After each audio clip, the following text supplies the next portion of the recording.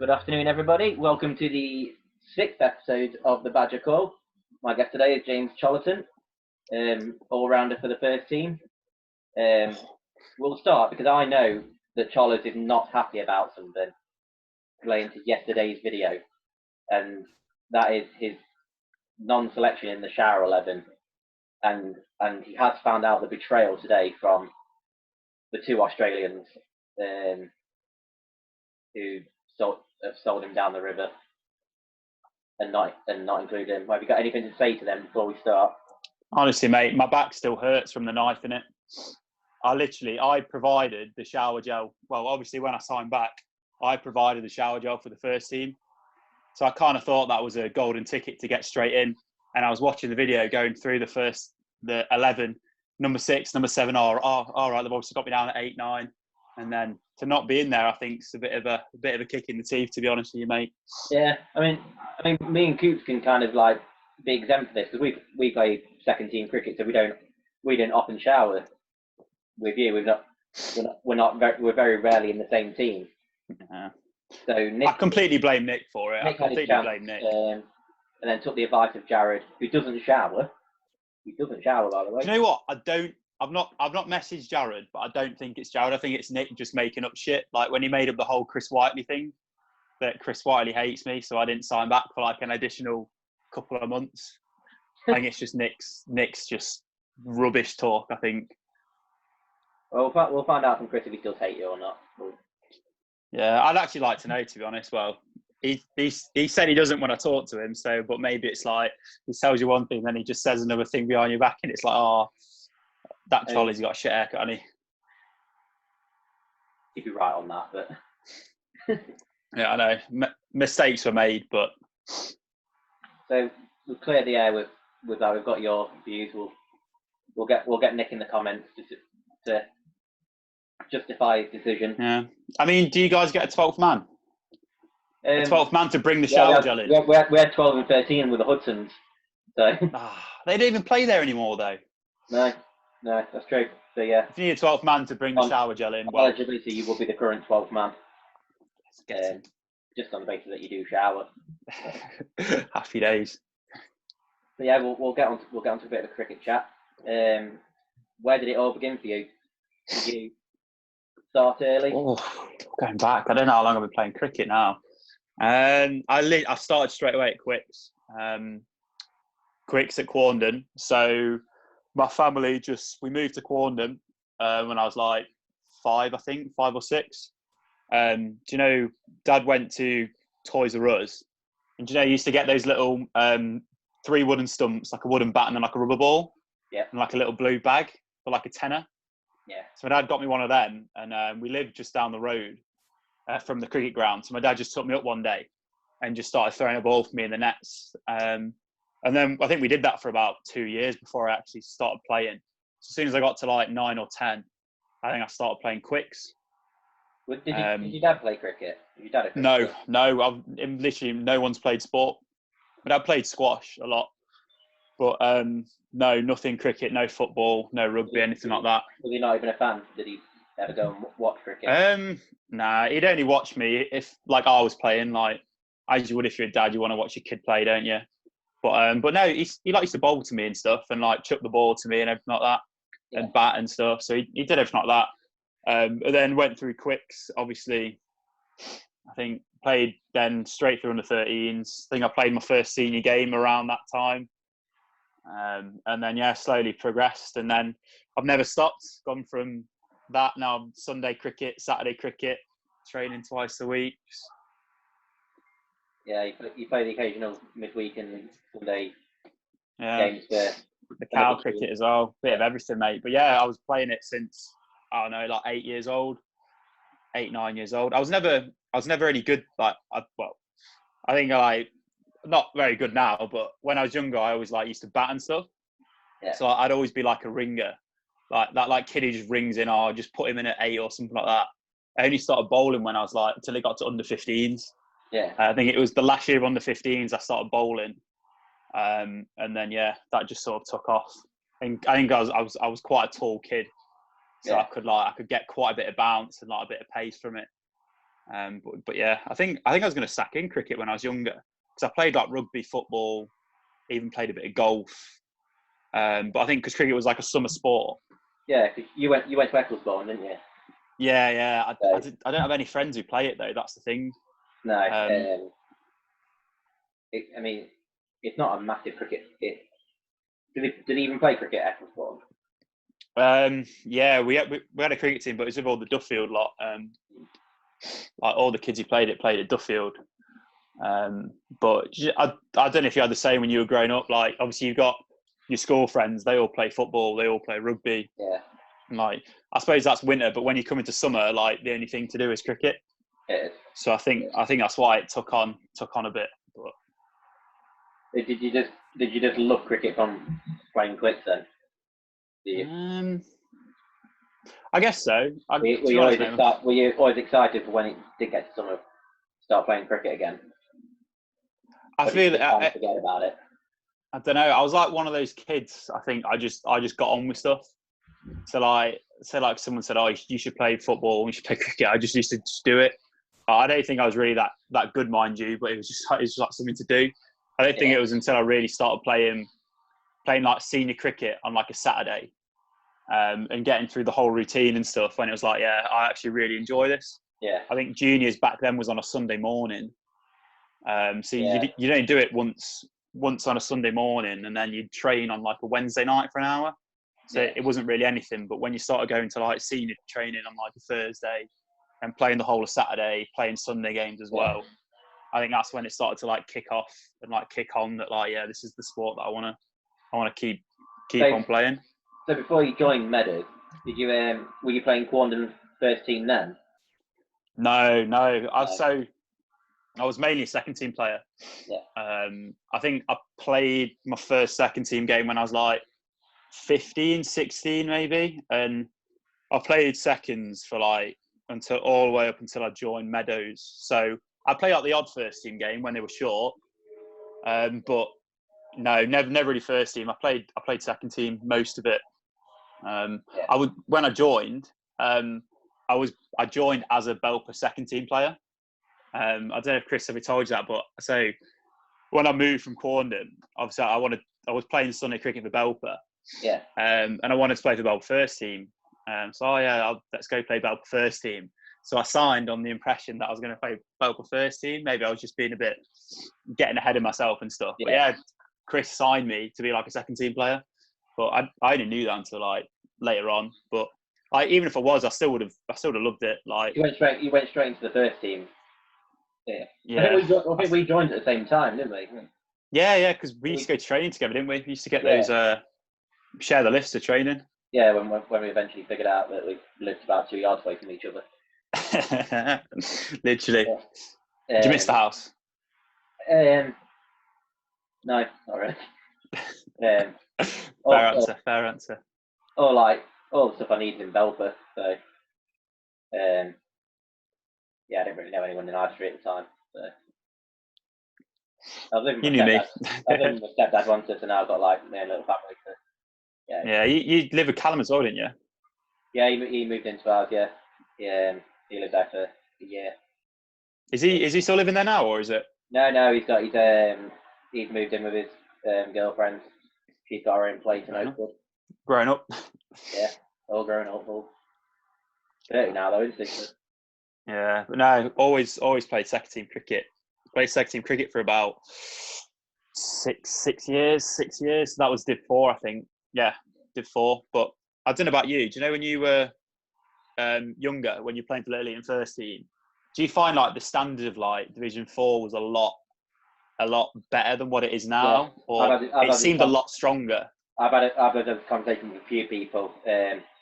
Obviously, I was playing a high like Division 2, 3, 4 when I was a little bit younger than you are now, and you got some genuinely good players, and some people who go proper heat, and you get that in Division 2 and a bit in Division 3 now, but Division 4's it's definitely not what it used to be. Definitely not what it used to be. Yeah, I don't know if it's. Do you know how? So when you're a lot younger, obviously as you get older, as you get to that peak age, you become a lot better.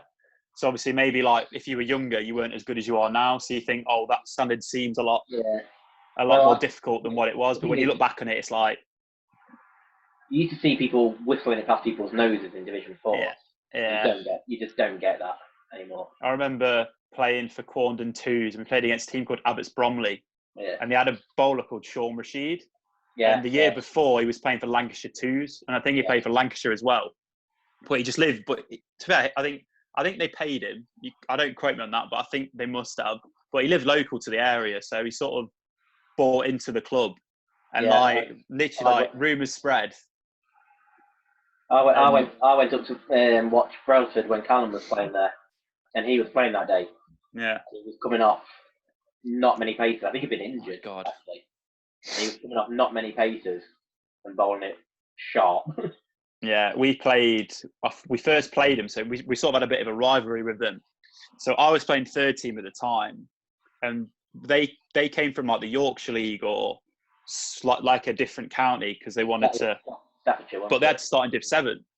Yeah. They literally started in Div 7, and they had I think they had a bloke called Stevenson as well. Yeah, and they had I think his name was James Stevenson. He scored like 2,000 runs that year. And they had one more, but I can't remember his name. He moved to Tutbury, but I think he played like semi-pro cricket as well. Yeah. And they were playing Division 7. They were playing against like a third team. That Stevenson wasn't getting paid, and he was just playing with his mates. He was just a really good cricketer. Yeah, fair play. You can sort of understand that, to be fair. Yeah. But like this guy was bowling like probably about 80 miles an hour in like Division 7. And obviously at Quorndon, our second pitch is like an absolute road as well. So like he was like saying about, obviously like Div 7, but you're playing puddings. But you come to Quorndon, it's like an absolute road and the ball's whistling past your head. Yeah. I think I was like 15, 16 at that time. And obviously I think I'd bowled a few short ones at them as well. So like when you stood there like waiting to bat and people are saying, oh, whistle one past his head, and I'm just thinking like I do not want to be here. Like this is just not what I want to do.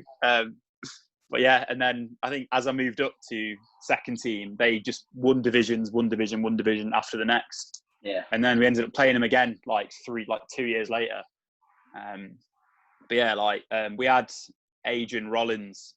He's like an ex Derbyshire player who captained our 2s one year. And we bowled Abbots Bromley out for like 60 or something. And then like Sean Rashid just came down the hill, and like Rolly came off the pitch and he said, yeah, that's way too quick. That is quick. And, like, I've never heard him. He's played Prem cricket and he never said that about anyone. And he comes off there and he's like, yeah, he bowled, that's quick. Yeah. So it's like you sort of know it. Yeah, so when I throw him off a couple of paces, he looks sharp. It's ridiculous. He's full run up. Going back onto early cricket, do you remember what your first cricket bat was? Oh, mate, a Puma tribute, like a silver Puma tribute. Got it from Alzat. My dad got it me for Christmas for like, I think when I first. Sorry? What year was that? What year would that have been roughly?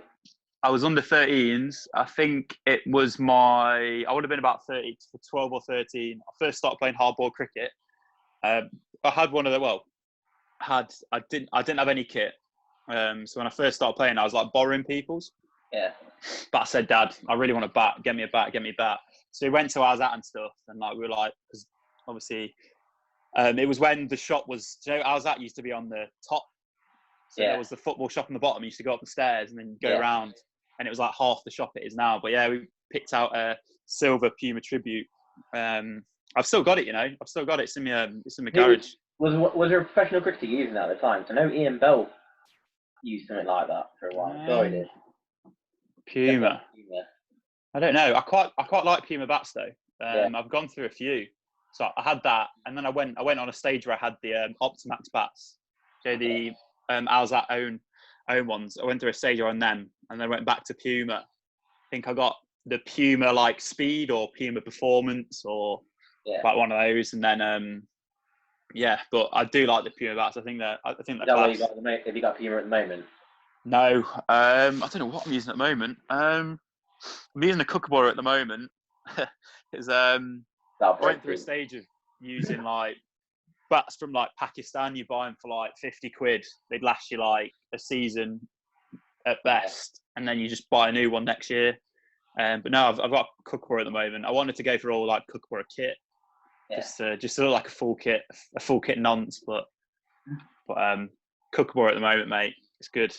Yeah. Score the winning runs against Clown with it, so it'll always be a. We'll come back onto that. It will always be a special bat for me. We've got that a question later on. So obviously you played for Meadows Sunday team before you joined Meadows. They had a bit of an impression about Meadows. You obviously would have played. Did you play down there before? Yeah. So, fucking hell, how did I get into Meadows? I used to play poker at the greenhouse with like Fairy. Played poker at the greenhouse on like a Monday night, and then I got a message from Fairy on a Sunday just saying, "Oh, we're a bit short. Do you fancy a game of cricket today?" Because that was when you had 2 Sunday teams. I think Meadows had 2 Sunday teams. So he was a bit short. Sent me a message saying, "Do you want to play?" Obviously, me being a Badger, I was like, "Yeah, sure." Where and when? So I went down. Ferry wasn't playing though. He was at the memorial game at Amateurs. Yeah. So he gave me Dave Farnsworth's number, Farney, and then I went down and played. Met Farney. I think like who Boise was playing. A load of juniors were playing. I think it was just Boise and Farney though who I first met. Yeah. Went down and played, and then played a game. Then Farney just said, "Look, you can play every Sunday if you want. Like, we are short. We're trying to run 2 teams. So if you fancy it, do you want to just come down every Sunday?" And I was like, yeah, that's fine. Made the trips away. And then I think 3 games in that Sunday second team. I think the first team was short, so the second team got cancelled. And I went to play for the first team with like Slats, Chris, I think Dutch was there. I think, those are the 3 people I first met up at Wirksworth. I scored 96. I got yorked on 96 by, what's his name? I got yorked by 96 by some like young hotshot who played for Wirksworth. And then I just sort of started playing Sunday cricket. And then obviously when times were bad at Quandon, they were just the next club to go to because I knew most of them anyway. But it was sort of like a blessing in disguise, really. I guess I got to thank Farney for like introducing me and getting me involved in the club. Yeah. So what made you make that decision to leave Quandon? I have to tread carefully here. The first time. So at the time, I was playing for Quandon seconds, and I had like a back injury. To be fair, I won't call it an injury, but I had like a strain in my lower back, so I couldn't really bowl for a bit. So I was basically being used as like, I couldn't drop down to 3s because of the eligibility. So I played too many games, so I couldn't drop down to 3s. So I had to just sort of stick it out for the rest of the year, batting at like 8. But I wasn't really bowling. And then I like forced my way back to fitness, and I said, I can bowl now. I really couldn't bowl. My back was still bad, but I got a load of deep heat, so I thought I was all right. And I just couldn't really get back into things. Sort of fell down the pecking order a bit. So I was getting bowled like 5 overs at the end. Sort of like lost touch with it, or lost touch of cricket. So obviously when it came at the end of the season, I was still playing Sunday cricket, and I was batting, I was bowling, I was doing everything. So obviously I really enjoyed that a lot more. So when it came to the end of the year, I was like, I'm a bit fed up. Well, I wouldn't say fed up. I'm a bit lost with it at the moment. I'm not really sure like what my place is. Like, what's my place in this club? What's my place in this team? Yeah. And then I think I had Farney in my ear saying, "Come to Belper. It's great, mate. You've met all the lads before." Obviously Belper just won the league that year. We were playing in 4 against them. They won the league. Still playing Division 3 cricket. Yeah. Sometimes you just need a change as well. Like. Yeah. I don't regret it. Yeah, you've been playing there what 8-10 years at the time. So. Yeah. So. We signed. So I had that last game of the season on the Saturday. We lost that against Chesterfield, last game of the season. because I think we were in for promotion as well or something like that. It was quite close. We lost last game of the season. Yeah. I think I didn't really bowl that much. I didn't bat. So I had a Sunday game the following the following day, and I think Tomo was there as well, and Farney was there. I was having a beer after the game. I sat with all the lads, and they just said, "Look, come play Belper next year. Just do it." And I was like, "Go on then." So Tomo signed me up that day. Said my goodbyes. I'd said my goodbyes the next weekend. And then moved to Belper for a good year. Won 3 North to get into 2. Yeah, that was my first promotion. Yeah, and obviously when you came in, it was both our first seasons, and you pretty much had instant success, didn't you? Yeah, straight away. You took a fair few wickets that year, didn't you? Yeah, I think I got 46, which is the most I've taken ever. So sort of hit the ground running with that. Did you just feel that season you developed better as a cricketer? Yeah. Oh, 100%. Because you're bowling more, you're getting your chance. Yeah, I think it comes of age. Like obviously when you're growing up as a kid, you can see the abilities there and stuff. But I think as you get older, you understand the game more. Yeah. So you've got more of a cricketing brain, and you understand your own game a bit better. Yeah. So I don't think my ability changed at all. It was just knowing what your strengths are. Yeah. Obviously, once you get know a bit more about the game, you can sort of improve your game because you know what to improve. Yeah. But yeah, that season was quality. To be fair, I think I got scored a few runs. What do you feel your role is as a bowler? Do you think it's to take wickets, or do you want to keep it tight? Like you just look to get people out. It's a good question. I think personally, for me, it all depends on the situation. Yeah. Game situation. I think obviously as a bowler, you're always looking to take wickets. Yeah. But you can sort of understand in some situations, like you need someone to tie up an end, or you need to restrict him somehow. So obviously your captain trusts you to bowl where he wants you to bowl. You can set a field to it. And obviously in other cases, like you can't say if they need 2 runs and over, you've got to go for wickets because that's the only way you're going to win a game. But yeah, you guess you've got to say wickets, haven't you? As a bowler, you're always looking to take wickets, but then you can change that whatever scenario you're given. So you had that first season at Meadows, you played 40 odd wickets. Yeah. Runs, League Cup double. We won the cup that year as well. Yeah, you forgot about that. We won the cup that in year. The final, didn't you? Yeah, we played Spondon in the final, 2020. But they weren't as good as what they are now. So it was all right playing them back then. I don't know about playing them again now, but if he was in the middle of nowhere, was it Draycott Hanbury? Yeah. I can just remember that. I remember the catch going up for you when miles in the air. It was not catching that. Oh, don't bring that up. Do you know what it was though? I dropped that catch in the first over, right? I think, and then I got 2 more catches that day though, all off Rob. But mate, that catch was hard, mate. It went up in the air, it was moving around, and I don't know, maybe it was the nerves of a cricket final as well, because I think it was my second cricket final. So 2 more catches after that. Oh mate, the other 2 catches were easy, mate. They were just like straight to me, so no worries with them. So you had a really good, obviously really good first season, up to Division 2, and then had a really good first month, and then we've got to ask. I think we were second in the league. You scored a few runs. Yeah. And then you dropped a bombshell after training one night. I mean, I knew before that. You told me. Oh yeah, I was speaking to people before that. You told me on it. I don't think Chris knew until. Chris definitely didn't know until the Tuesday. I can still see the look on his face when I told him. It was just sort of like, I think he was just coming out of selection, which was a bad idea because in selection he'd put me down, and then like he came out of selection, I was like, oh sorry mate, I'm not going to be available at the weekend. But yeah, that decision was down to the fact that, so when I was at Quandon, one of the reasons why I left is because I felt I couldn't progress as a cricketer.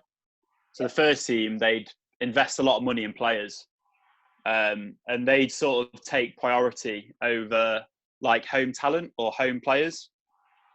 So I just felt I felt that I couldn't play that first team level where I wanted to be. So that's why I moved to Belper to get a proper chance. That year, they sacked off all the paid players. They said, we're not going to pay any more players anymore. We want the club to be a home club with homegrown players.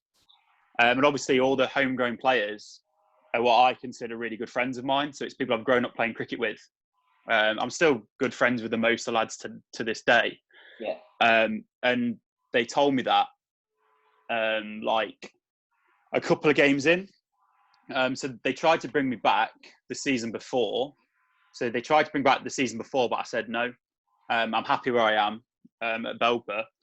I don't want to come back. But then they came to me again and said, do you want to come back? Like, our club's changed a lot. It's a lot better now. All these people in the first team now, and all the people in the first team I was great mates with. I've grown up playing cricket with them, and a little bit of me missing it as well. Yeah. Obviously, it's the club that I grew up playing at, and I'm always going to miss it. Always going to miss playing at the ground, seeing the same people. And they were playing Division 1, and because I had such a good year, I thought, if I play Division 1, like I'm just going to get even more better. And I think it was more of it was more of in the moment. So they were messaging me all the time. I think your reasons for going were absolutely fine. Like, you want to play your mates, you want to play your boys club, you want to play a high standard. I think it was just the timing. There were definitely, well, in my opinion, there were more pros than cons, but it was hard to do. But I don't regret it. So I went back to Quarndon for that year in Division 1. I had my best year of cricket I've ever had. Like, I scored a few runs, took a few wickets, and the highest standard I've played at. I think it's definitely made me better. And obviously now, how did you find Division 1? It was tough, really, really tough. Do you know what? We got absolutely battered that year. We got about 100 points in a season, relegated with like 5 games to go. But to this day, that's still the best season of, like, the most enjoyable season I've like ever had.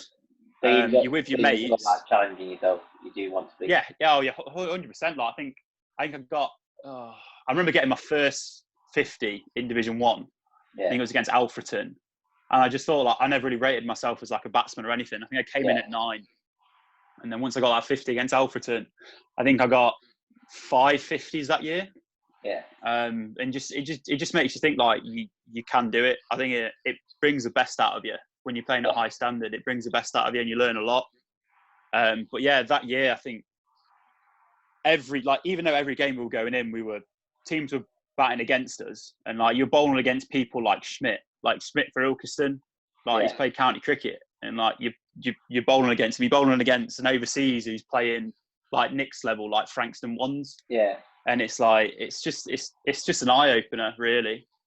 But even though we were getting, you're still playing Sunday team for Meadows, weren't you, at the time as well? I mean, you played the occasional game. Was that? Yeah, I played the occasional game when you guys were short. Yeah, you played with Mansfield, didn't you, with me and Cheech? Cheech. I played with you, yeah. And Cheech as well. That was a cold day. Yeah, we won though. I think I got. Yeah. You got a few runs that day as well, didn't you? I got about 20 or 30. I think you got a fair few, 70. I like 70 odd. I think Cheech got 40 odd as well. I think Chris got similar as well, I think. Yeah. I think we were the only people who scored any runs. I think everyone else either got a duck or one or something like that. We were very short that day though, I remember. Which is why I like to help out. But no, that season at Quarndon, we'd like rock up every day. Teams would bat first. They'd score like 200 plus against us, and we'd be competitive some games, but majority of the games we'd just be all out for 150. But like after the game, like, we just used to get on the beers, like a proper club. Everyone would be on the beers. You'd all be mates. Yeah, you'd go out. You'd have fun. That's a good thing when even when you're losing, you still keep. Yeah, as long as you stay together. And then that thing went to the following year. I guess I might be jumping ahead to one of your questions. But the following year when I signed back, that was gone. Like, for me, like that was lost. Like, they just lost the socialness of that club. So you sort of felt like the cricket wasn't there. Like, I'm not really enjoying my cricket that much. Have I got my social side? Not as good as it was, or not as good as I wanted it to be. Yeah. So obviously, Belper was just still there, still like in my ear, just saying, "Look, come on," and I was just did it again. But have I just answered one of your questions? Your next questions? Yeah, very much. Yeah. Oh, do you want me to go into more detail or ask the question, David? Come back onto it a bit later. All right. So yeah, that obviously brought you into last season. Again, another successful season. You as well. Last season was great, mate. I think I came back for I would have come back for 8 games, but 2 of them got cancelled or rained off or something. Yeah. But yeah, to be involved in Meadows last year was something special, to be fair. Yeah. Like, it just felt the whole club was just like, the whole club was on it. It was everything clicked last year again. Yeah, it was special. Another League Cup double. Yeah, again. And then the clowning in. Oh, mate. Probably your best ever. I mean, you've obviously scored hundreds in bombs like Cow cricket. Cow cricket. But would you say that's your best ever innings? Oh no way, not my best innings ever. I'd say moment as a cricketer, 100%. Like, scoring those runs over cover, and then just like being in the moment, just like running around, screaming, like waving the bat, looking around. Then like you got about all the Meadows just running on the pitch.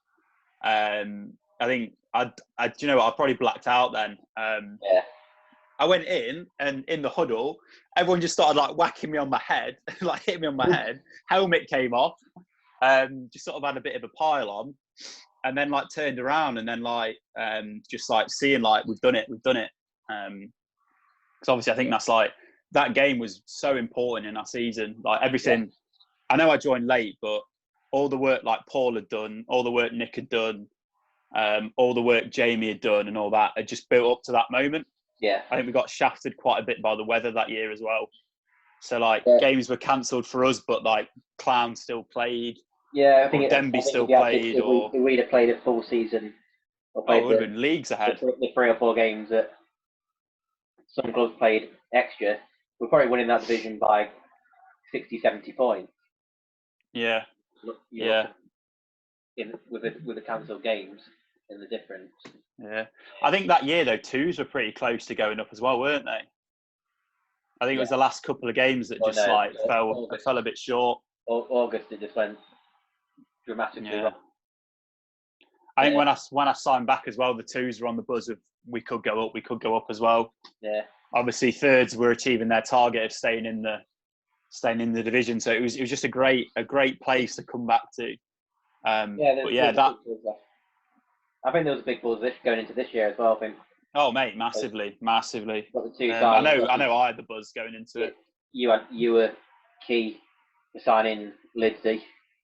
Yeah, well, I've got you to thank for that as well. Having your contacts as well. Snaking people. Yeah. But yeah, you played a big part in improving that.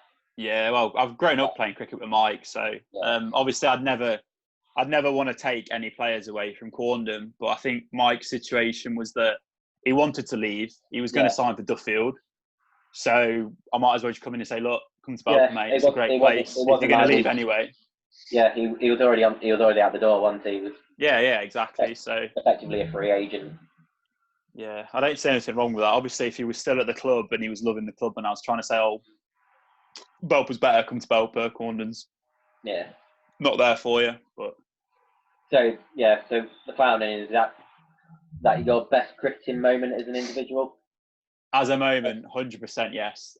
I don't think you ever see anything like that. I know I've been playing cricket for 10, 12 years now, and I've never had anything like that before. Like, it's just something you sort of dream of. You can be in the team when teams win the league or win cups, but when it's you who's scored that Yeah. that run to do it. Yeah. It's a special moment, isn't it?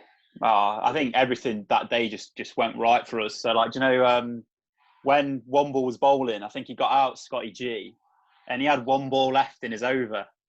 And obviously we had Lewis coming in, and I was thinking, like, Lewis has got to survive this, like, one ball. And the umpire just called over. And I look at Womble, and Womble looks at me, and I'm like, yeah, over. So I was like grabbing Louis in for a chat. And to this day, it's on the scoreboard that Louis faced one ball, but he did not face a single ball. The umpire called over straight away. I never knew that.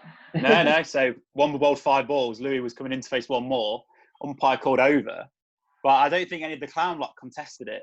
But I clocked it, and then Lewis was like, "Oh wait, haven't you got one more ball?" And I was like, "Just shut up now, get in here, go stand at that end, and just stay there. Do not even think about batting." But yeah, definitely that moment was just incredible. Like, I don't think it didn't hit until like the day after. So I think we got back to Meadows at like 8:30 or 9. Obviously got on the beers to celebrate and stuff. But I think I stayed at Dan's, and then I got in my car the next day, and I just thought, we've just won the league right here, right then. We'll play in Division 2 next year. Yeah. So it didn't really sink in until like the day after. But I just wish someone took like a video or a picture of it, like just so you could have that memory just like with you all the time. Yeah. But yeah, as a kid's moment's class. It's nice that it's just the 11 players and the scorer who were there, like only Yeah. a few select people ever. Oh yeah, it's just incredible. The best thing about it was there was a rivalry. I think I'm fair to say there was a rivalry between us and Clown. Yeah. I think when I played in the first year, we beat him in the last game of the season. I got the winning wicket for that as well, which was pretty good. And then there's always been a rivalry, and their second team and like third team had finished their game, so they all came up to watch.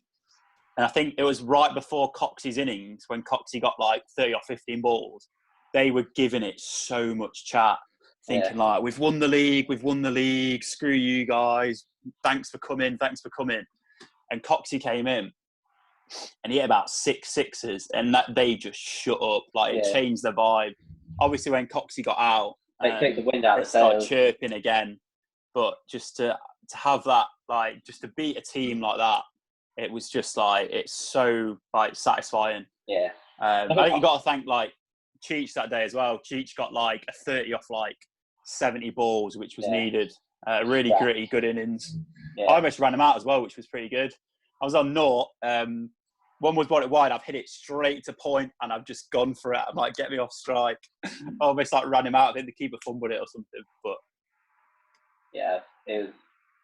I say it's one of those ones, but it will always stay with you. Like, one of those games you can talk about. 100%. And I think the rivalry with Clown. I don't think it's one of those ones what are like. It's a heated rivalry because things what have gone on the pitch. I think it's just because the last couple of years we've both been up there in the divisions. I think. Yeah. I think it's just a rivalry of two good teams. I think it's built 100%. I think cricket. We've both got respect for each other. We're both very strong clubs. I think 100%. If it was a game where we'd already been promoted, or Clown had been promoted, and there was nothing to play for, there would have been nothing like that. But there was so much riding on that game. Yeah, like, I think it's just like the one before as well.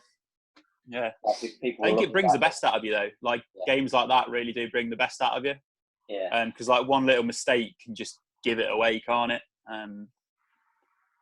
Yeah, it's the thing I've noticed, especially with the Meadows first, pretty much with the Meadows first team, is they don't really know when they're beaten. They know they're always in the game. Because when you have like you, Rob, and DK in a lineup, you're always going to take wickets.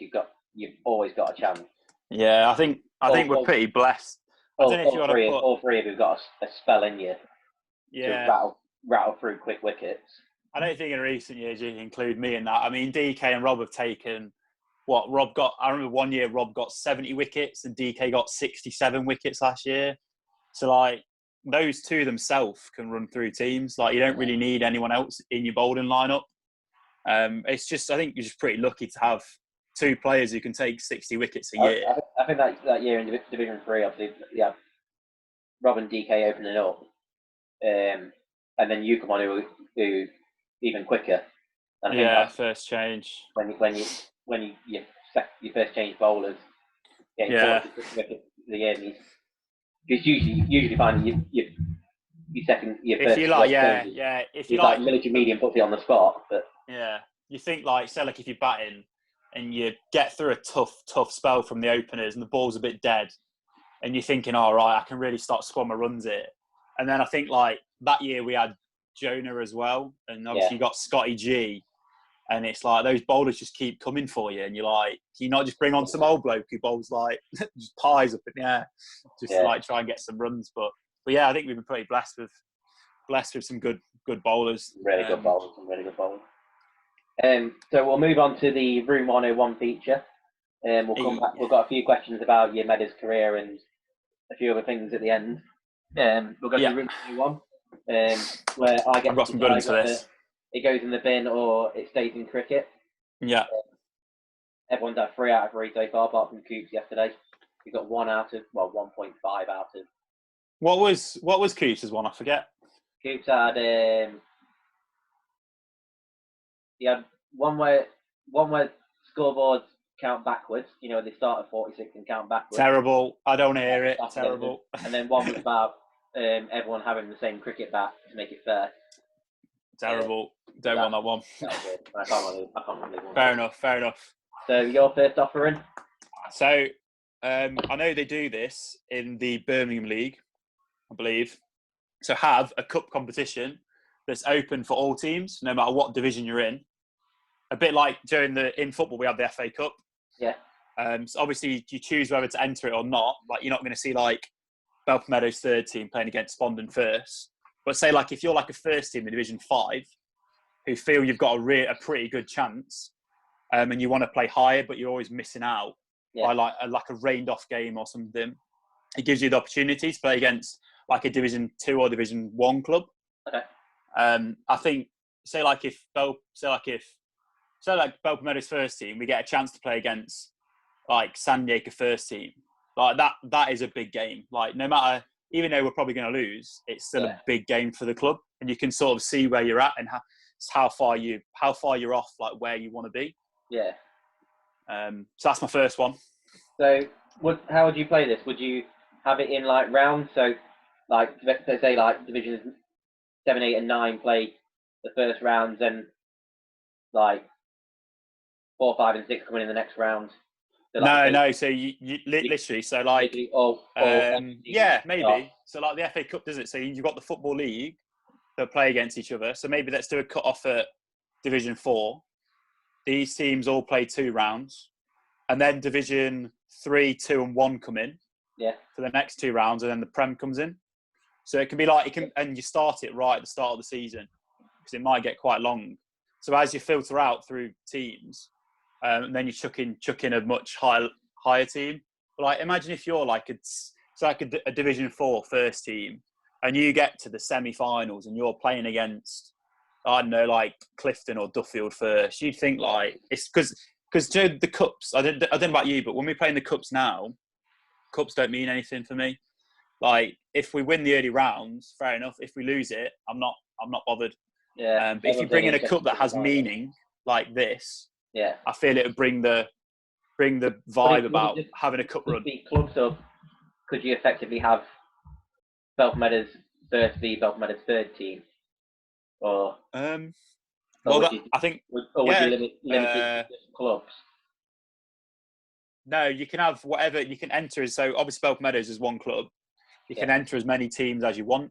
So you could have a draw where Belper Meadows seconds play the first, or. I mean, effectively, it's not the worst idea, because I wouldn't need.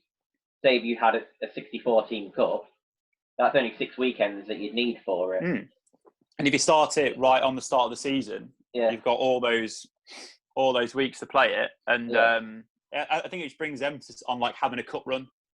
Like, for me, the cup's like, if we get to a final, it's an important day.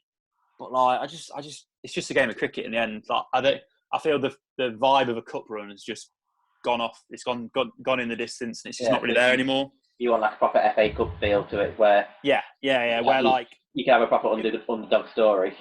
Yeah, exactly. Imagine like a division, imagine if like say if like hypothetically Belfast Meadows get to a final of like, and you're playing a Prem team, like it's crazy. Maybe even bring in like the Nottingham League or something like that, or the Notts League. Yeah. Add that into it, make it a bit bigger, make it play new teams. What format would you play? Oh, I go 2020, mate. We don't really have enough 2020 cricket. Obviously, you've got the ones on Wednesday night. I think if we add more into it, I think that's 100 ball. Yeah. Because also 2020, like it gives the lower teams a bigger chance to beat the better teams. Yeah, I feel like if you play a longer form of cricket, it suits the more developed teams better. Whereas 2020, the better players are going to shine eventually over those 50 overs. Yeah, I think 2020, you sort of had a bit of anyone can win that game. Yeah. I go with that. Yeah, I kind of agree with you. I'd quite like to see something different like that. Even if it's like, say, like Belfast Meadows' second team play against a Division 4 team, because that's where the second team wants to be. So, and then you can sort of get off how far away you are from that point, and then you can build on that. And you can learn a lot. I'm going to say yes. I want to see Belfast Meadows' third team win the cup, and Tomo top scorer. Tomo against Wielden and McFadden from San Diego. Yeah, just playing his little paddles. Hey, I reckon it'll just be there, won't it? Just there. Everything down. Yeah. So I quite like to see. I think it's not the worst idea in the world. Yes, 1-1. Yeah. So what's your second offering? So one time, just pour myself another beer. It's a Saturday. Right. So second offering is. So I had a couple of mates from uni. So in the Surrey League, they have a cup competition where the semi-finals are played at Surrey's ground. I know Derbyshire do this for the Premier League Cup, right? So the Derbyshire do this for the Premier League Cup or the Division 1 Cup, where the finals played at Derbyshire. I believe. Why can't we give that to like Division 8 or say like a cup between Division 10 and 9? All finals should be played at Derbyshire County Cricket Ground. I think that used to be the thing. I think it used really. To be, I'm pretty sure you used to play the finals at Derbyshire. A long time ago. I'm thinking a good 20 years. But I'm sure they had a spell where they did. I reckon we should reintroduce that. Yes. To say absolutely. So do you know the cups are? I think it's every 2 divisions. So there's obviously Div 9 and 8 cup. I think Div 7, 6, 5, 4, 3 and 2. Then you get one in the Prem. All finals should be held at Derbyshire County Cricket Ground. We could do it. You could do it over to if you just play it on a Sunday. Yeah. I think it's for the 2020 cups. You can have 3 games on one day. If it's 2020, yeah. Yeah. You have a 10 o'clock, a 2 o'clock, and a 7 o'clock. You could even have one under the light. If you have your Prem Cup where they play in coloured kit, why can't that be played under the light? Yeah. I mean, I for one, as a player, would thrive off that. Like to play at county ground. Absolutely. Like even if it's even if it's not Tom at first team, say like Belfast Meadows' third team get to play at like those juniors playing at the county ground. Like what an experience! Like, and we talk about keeping people in cricket, right? If you're a junior and you're thinking, "Oh, I don't like cricket," you play at the county ground. That's going to be like an experience for a lifetime, isn't it? Absolutely. I think as amateur cricketers, I think to play at a ground like that is very, very few and far between. You don't get that opportunity. You probably get it. A couple of years ago, how many cup finals are you going to win? Yeah, a couple of years ago, I was supposed to play in Wayne Madson's testimonial game. No, Anthony Palladino, sorry. Testimonial game. It was end of the season, county championship season had finished. And I think, they had one county championship game left, like the week after. And we turned up on the Friday when we were supposed to play, and it rained in the morning. They wouldn't let us play. They wouldn't even No. Yeah. Was that your one and only chance, or is that the only chance you've had so far? Play the county ground, yeah. I think just to play in a ground with to play a county ground would be unbelievable. Have the changing rooms, the walkout, Yeah, I mean, it's just everything about it, isn't it? Like you'll just feel like a professional cricketer just for one yeah, day. which And you'll never ever get to do, we've got which is just like crazy. nine divisions in Derbyshire, and we've got a lot of players, a lot of clubs. And Yeah.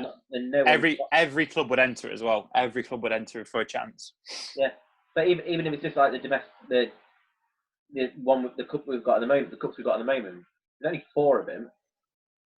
The cups are dead. I feel the cups are dead. Like, it's an excuse to play more cricket, but until you get to that semi-final or final, like even in a semi-final, I still don't think like the league's way more important. The league's always more important. Way more important. Also on that, imagine if even if Belper Meadows are the third, second, or first team got to play the county ground and everyone came and watched. Like, exactly. What an atmosphere! And it would. It would be packed. No matter what club gets to the final, you would bring so much support. It would feel like an actual proper county game. And the county ground's also hosted the Village Cup finals a few times recently in the last 2 years. But yeah, I absolutely agree. I think your chances are few and far between in amateur cricket to play at a proper ground, proper county ground. I know they have it down south where you get to play at a county ground for all cup competitions. I assume it's whether your county wants to let people on the pitch. Yeah. I'd imagine that's what it comes down to. I think that is part of the issue. But do you want to roll a wicket and let him go on the pitch before a game? Absolutely agree with you.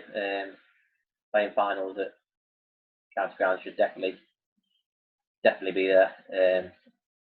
Just like you say, just people get a buzz out of it. People want to play in it. If you've got an under 15 in your team that day. Oh mate, it'd be incredible, wouldn't it? Yeah, absolutely agree with you. Even for players like, say, let's take player like Tomo or something who's played cricket for years and years and years and years, never had anything like that. Like, even to him, to go to a county ground, I reckon it'll be so special for him. Yeah. Even though he's played so much cricket. Like you say, I was supposed to play a couple of years ago now. I've played 21 years. And it was on a Friday. It was a Friday dinner time we were supposed to start. Nobody in the ground. End of September. Yeah.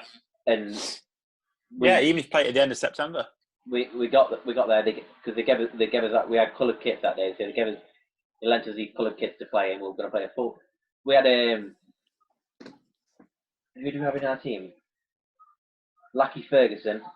Oh. He was supposed to be playing. Yeah.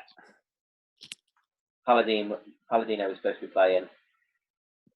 So we had 2 professionals on each team. We had Palladino and Lockie Ferguson. And 2 others. I can't remember the other 2. Mate, do you know what? If I've got to go into bat against Lockie Ferguson, I'm just going to scrap that idea right there. Do not want to face that.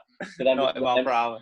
We turned up at the ground that morning and got told Lockie Ferguson couldn't play because New Zealand wouldn't let him play.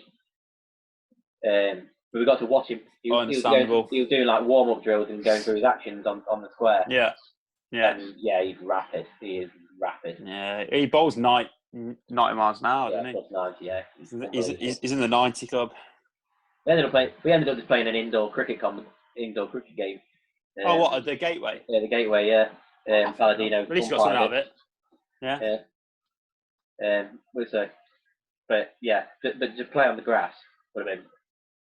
This is Derbyshire, who is one of the smallest counties in the thing. Now the grounds, compared to other grounds, isn't fantastic, but yeah, I agree with you. You're still going to get the same buzz to feel like you're a county cricketer or a professional cricketer. Just walking out, having the announcer say your name. Yeah. Over the thing. Yeah.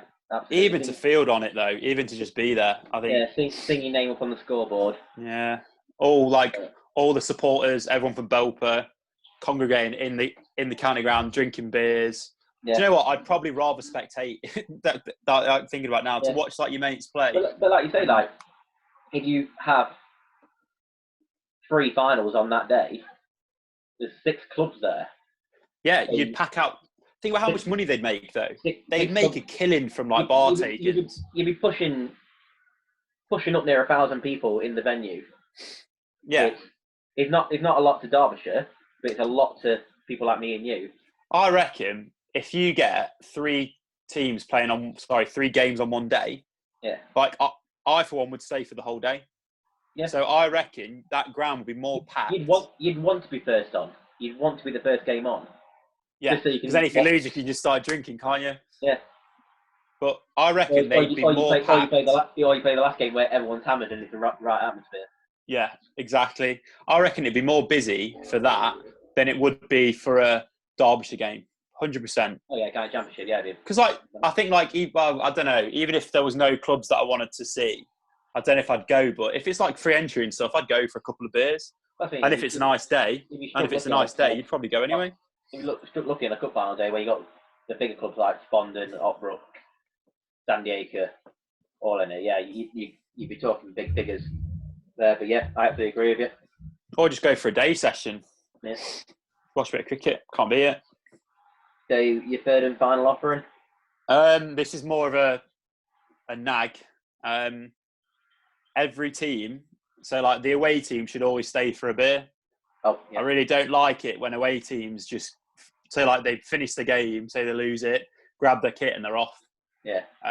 Obviously, I know at Belper we always say we stay for a beer no matter what the circumstances. Yeah. I think like a good point to show on this one is even at that Clown game, I think we still stayed around. I remember I think Cheech was chatting to like Womble and I can't remember who else it was, but like just having a chat about the league and stuff and just like coming together because obviously the animosity is on the pitch. Like off the pitch, like no one means it. We're all we get caught up in competitive games, but I can't see a reason why away teams don't stay for the beers. At Belper, we always say like we need to stay for a beer, no matter like what the away team is. Absolutely. And it's the clubs what have got a bar at their ground, so they know that making money for them as well. Making money, they need it. Is the thing what keeps cricket clubs going, especially bars.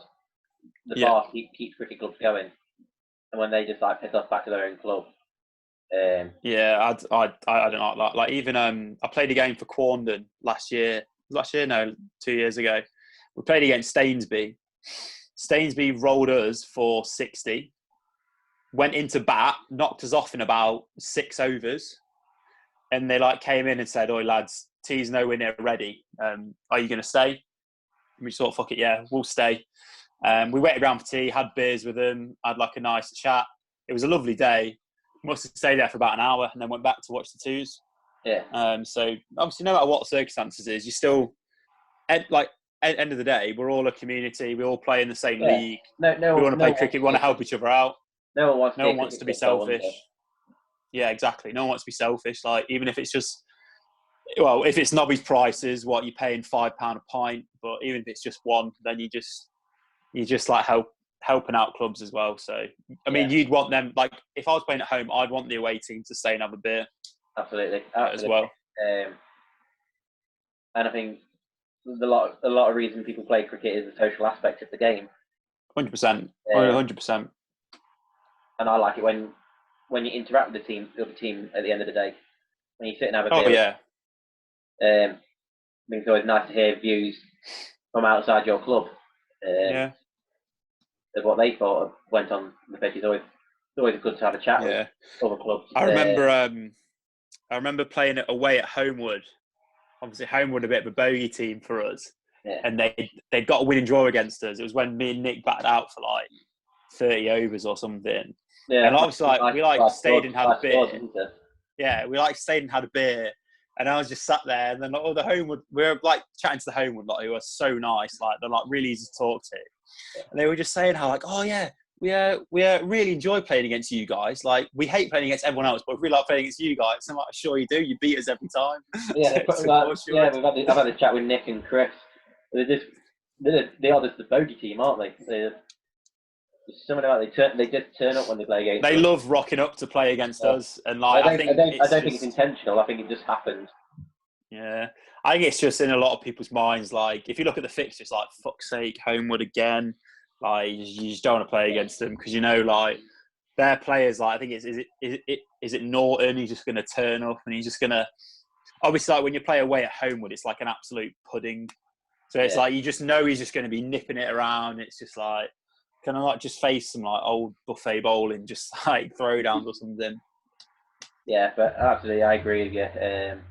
I think it just shows the standard of the club that you're playing against when they don't stay for beers. Yeah, it shows the etiquette, isn't it? It's more like etiquette. Poor from their captain, poor from the club. Absolutely, yeah. You should always stay. Always stay. Even if you've had a nasty game against them, if it's had a few unsavoury things on a cricket pitch, you just solve it with a beer afterwards, don't you? Yeah, 100%. I think we used to have a rivalry. Well, I don't know if it's still ongoing, but with Mikulova. I know when I first joined at Belper, we had that season, but that was the same because it was Walton with top, and it was us and Mikulova to like go up from 3. Yeah. So we were like neck and neck for the whole season. And yeah, like even I think we lost at Mikulova. Lost at Mikulova, and I think like they all just said we had a cup final on the Sunday. And like, obviously, you hear a lot on the pitch and stuff. But after the game, they were just like, "Look, lads, good luck in your final tomorrow. I hope it goes really well for you." I absolutely love it. I absolutely love playing cricket when the opposition are a bit play like Arsenal's on the pitch. They give it a bit like because you feel like you're in a battle. But as soon as you walk off the line at the end of the game, you shake hands and you have a beer. And that's what cricket's about. That is, mate. I think wasn't it in the Ashes? Like after the Ashes, the Australian team went into the England team's dressing room and they all had a beer together. Yeah. And that's after the Ashes, which is what the pinnacle of cricket, like the most animosity you'll ever get as a cricketer. And if they can all have a beer after, then you can go onto a cricket pitch and call everything under the sun. But you don't mean it, do you? You're just trying to get in your head. Everyone knows what the psychology of cricket is like. Yeah, I've said some nasty things on a cricket pitch, but I wouldn't dream of saying it off the pitch. I just say it because it's on the cricket pitch. I don't really get nasty, to be fair. I don't really say a lot on the cricket pitch. I might like a discussion with Chris the other night. I know. I heard that as well. The prime examples when we played up at Etwall in our first season, and you ran in and you hit that bloke on the glove, broke his hand, and you apologised for it. Yeah, so what the worst thing? You walked back to me, and I was at mid-off, shining the ball, threw the ball to you, and said, like, just trying to come on the head the next ball. Yeah, exactly. He wasn't wearing a helmet as well. The worst thing was, Etwall was short that day, and they put out on Twitter saying, if anyone's a free player, do you mind come playing for us? And this old bloke said, yeah, go on then, I'll come play. And yeah, I think I hit him on his thumb, and it was a thumb without the padding. Yeah. And it broke it. And he obviously went off hurt, and I went to field at deep cover, and I went to their lads and said, I'm terribly sorry. Is that guy all right? Like, is he okay? The bloke goes to me, of course he's not okay. He's broken his thumb, you idiot. And I was just thinking like, oh, okay, these guys aren't happy. Yeah, that's the difference too. If I had your pace, I've been love hitting people on a glove. Seriously, you're too nice. I'm saying got a bad bone in my body, mate. I think like I don't think I've ever really any sledged anyone either. I'm trying to think. Send those pegs to Greg's. Yeah, I think that's my best sledge line. Like send those bales to Wales. Like that's like it. But yeah. Oh no, to be fair, we played like a inter-club friendly, and I think I was captain and Nick was captain at Meadows. And like as soon as Nick came into the bat, I was just like, yeah, you're fucking shit, mate. just giving him everything. proper rattled him as well. He was bowling and I was batting. First ball, I reverse swept him for 4. Second ball, I think I hit him over his head for 6. And then like I said something to him. I was like, oh, well bowled, mate. And he just turned and looked at me and he's just like said like, Ed, call me everything under the sun. I was like, yeah, I've definitely got in his head so bad. It's so good. It's always good when it works out. When if he got me out, I'd just be head down. It's the best thing ever. Yeah, I think someone told me once, never say anything when you're batting because you're never going to win. They are going to get you out, and when they get you out, you've lost. Unless you like score the winning runs against them, you might as well just keep your mouth shut. Obviously, when you're fielding, you've got 11 blokes behind you. Yeah. And then when you're batting, you're by yourself, aren't you? Second innings. Oh yeah, exactly. Yeah, come out and bat. Yeah, exactly. Batter number 11, you just don't have to do anything. But yeah, absolutely, I agree with your beer point. So we'll move on to your Instagram questions. Here we go. I'll log into the Instagram account. Many Instagram accounts. Whilst we're waiting, we have got Boise and Paul Allen on tomorrow. Double feature.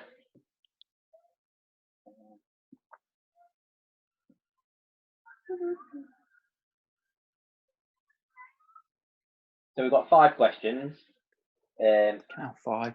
Well, no, one of them is not a question. We've pretty much discussed a lot of them. So, who are the top 3 clubs that you played for? I've only played for 2. I've only played for 2. I played for Quandra and Belper. And? What's the Sunday team? The Cow. So I put Cow number 1, because Cow is everything. And then Quandra and Belper can be a joint second. Alfie Kelly wants to know, why do you bowl off the wrong foot? I don't know, mate. I've just grown up doing it. Coach has tried to fix it for me, but it never worked. So I was just like, do you know what? I'm just going to stick with it. Like, I can't be arsed to put in the work to bowl off the right foot again. I'm 24 now, so I believe that facing you in the first couple of overs in a spell is the most difficult point. You might get quicker during your spell, but the first couple of overs, because you're so hard to pick early on, because you're watching the action. It's a funny action, isn't it? Yeah, it's not a coach action. It's how comfortable you are when you're bowling. Very hard to pick up. Like as I'm sure every bowler would say, as soon as you hit that rhythm, like you obviously at your best, but when you haven't got rhythm, it's just. I think it was Chris who was saying it. You run into bowl and you get into your action, and it feels like it's going to be angling in at you, and it actually does the exact opposite. It's like you're moving it away, Yeah. but as a batsman, you feel like it's always coming in at you. I think it comes down to the fact that I've got no idea what I'm doing, so therefore the batsman's got no idea of what I'm doing. Yeah, good philosophy. So like, if I don't know where it's going to pitch, then the batsman's got no idea where it's going to pitch. So I reckon I've worked that out and I've mastered that as a strength. Lewis Wheatcroft says, make sure you talk about the innings versus Clown. We've done that. Tick that off. Yeah, I'm sure we'll hear about that innings from Clown for years. Yeah, I think there's that video in there that I had the Jack Leach remake featuring myself on there. I think that's still floating around the WhatsApp, so give that a watch if you've not seen it. Paul Allen asked, if you could change one cricketing law, what would it be and why? Oh, fucking! I don't know these cricketing laws, you know. I think cricketing law.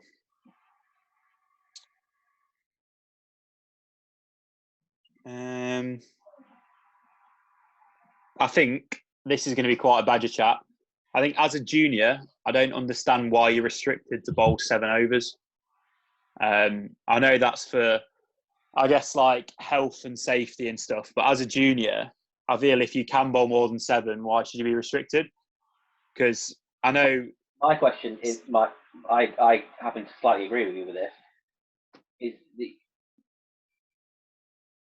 I discussed this with someone else the other day. Like, it's obviously it's the fast bowler's directive. That's what the rule is. That's why you can't. That's why an under 15 can only bowl 6 overs. But an under 15, if they bowl spin, I think it's under 17 can only bowl 7 as well. Yeah. But if you bowl spin, you can bowl your maximum allotted. So yeah, someone could bowl. So if you're 15, say, you can bowl 6 overs, but someone is 16 and could bowl 14 overs just because they bowl spin. But what if that spinner comes off a longer run up than the quick bowler? Some people just have short run up. Dan Kelly can bowl the same speed off 4 paces as he can off 40 paces. But some spinners have pretty longer run ups because it's just part of their rhythm of walking in. Also, if you play professional cricket, those rules don't apply. So you could be 16 playing for Derbyshire, and you can bowl as many overs as you want, but then you play for your club team on the weekend, and you can only bowl 7. Then you're restricted. But I just feel it's unfair. Say like you're a club, like a lot of clubs in the lower divisions. Say like our third team bringing through a lot of young cricketers. So our third team depends on those young cricketers, right? And if you're batting, say like if back when like I think Lewis has still got those restrictions on him. Yeah. And it's like if Lewis is bowling really well, like 7 overs goes through very quickly as a bowler. Yeah, absolutely. And if Lewis is tying them down, like all they've got to do is see off a couple more overs and then he's gone. Well, and like in actual fact, he can bowl 10 or 12. Their idea of bringing in the restrictions is to prevent young bowlers getting injured. But bullshit, man. If they're playing a weekend and then potentially playing their junior game on a thing, they're bowling maximum 11 overs a week, and that's not a lot of deliverers. It's not, mate. The only way you're going to get injured as a youngster is if you've got a problem with your action. Or say if you're sprinting in from like 30 yards as like a young kid and you're hitting that crease super hard, you will get back problems. But what kid runs off 30 yards? Like, yeah, there isn't a difference from bowling 7 or 10 or 12 from what I found from like growing up. Their injury recovery times are a lot quicker at that age. Yeah, exactly. Yeah, when you're older. So yeah, absolutely. It can sort of put you off as well as a bowler, like having 7. And I think when you've had 7, you can't come off until 7 overs from that end have passed. So because another law comes in, so say like Louis bowls 7, opens up, bowls 7, right? Bowls 7 really good overs. He can't come on for another 7 overs from his end. So that's 14 overs when he can come back on. And like, as a bowler, once you've hit rhythm and you're bowling really well, you don't get that until your 3rd or your 4th over anyway. So you've only really got 3 overs of solid bowling to do. And then to get taken off and have to wait 14 overs when your back's seized up, your legs have seized up, then you've got to get loose again and come back on. Yeah, it just restricts you from growing as a cricketer so much. Yeah. All because of these, whatever it is, health and safety laws. I think it's rubbish. I think it's absolute rubbish. Yeah. Yeah, pretty sensible suggestion. I got a bit heated as well. Get into the laws. The final question of the day. What makes Belper different to other clubs? That's a good question, that. Shout out to Paul. Well, I can only speak from what's different from when I played at Quorndon. I think the best way I described it is like when you play for Belper, you're playing in like a community. So you've got everyone sort of in the same boat. So you've got the coaching, you've got the facilities, you've got a top class ground. You've got everyone wants to do well and better themselves.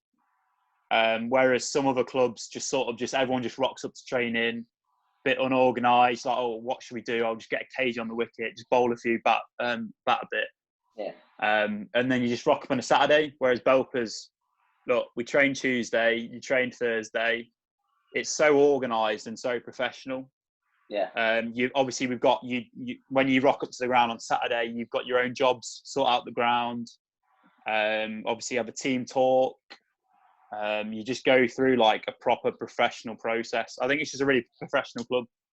I think most clubs just rock up and just say, oh, yeah, let's just play cricket. Whereas Belper's a lot more professional. I guess that's hats off to Paul Allen and his 11 coaching. If you want to give him a shout out. Plug in. Yeah, it's just plug in for that. Paul, you owe me a cricket bat, mate. Sponsorship, no. Yeah, it's just really professional. We'll go back onto your cricket bat. Is that still the one you got from Stuart at Quorndon? No, the Slaz. Oh, mate, that was a gorgeous bat. So that Slazenger, I had that when I was at Quorndon playing Div 1, and then it broke.